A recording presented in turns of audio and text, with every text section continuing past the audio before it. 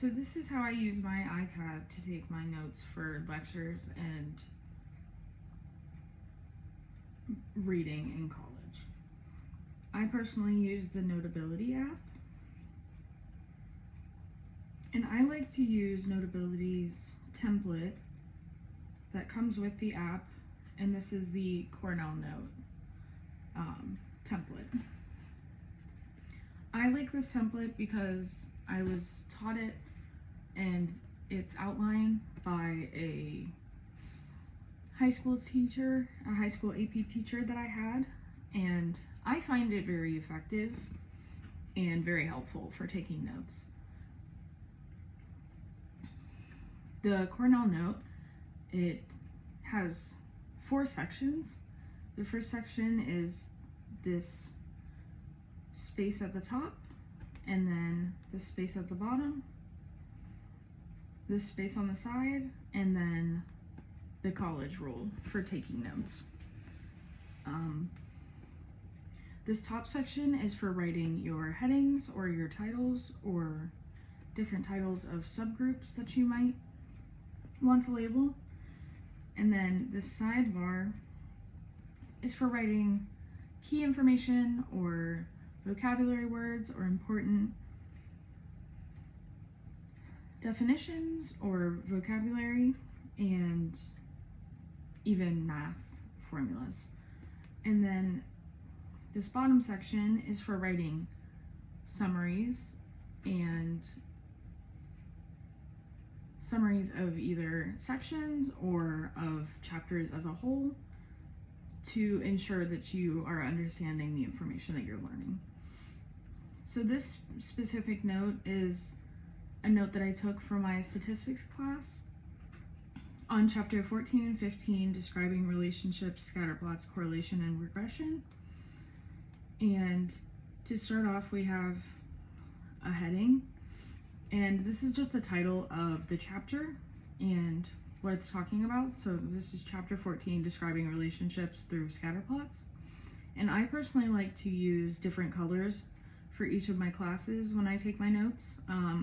I used orange for statistics, and this is an example of a note from my psychology learning class, and I use blue for this class. So I like to differentiate them through that.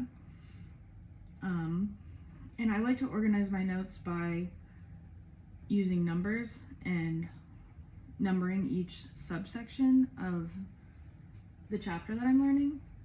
So this, for example, is the first one, which was statistics in the news, and then scatterplots, and then describing your scatterplot, and so on.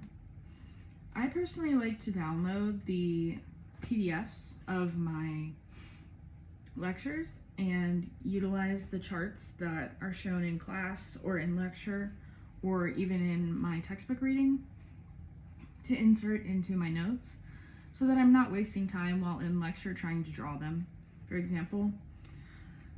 And this is a photo of the scatterplot that we were using as an example.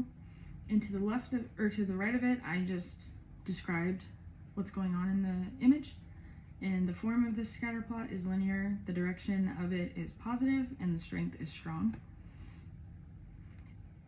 Also, I like to highlight using the same color for the theme of my class to highlight either key points, important information, or, for example, definitions, as shown here. This is an example of me using the bottom section to note an important key point that my professor noted during the lecture, which is to look at a scatterplot and comment on form, direction, and strength. And if there's important information, or I'm labeling a graph, or I'm labeling a chart, I like to use the same color so that it stands out a little bit from the regular black text that I typically use. Here's another example, another couple examples of the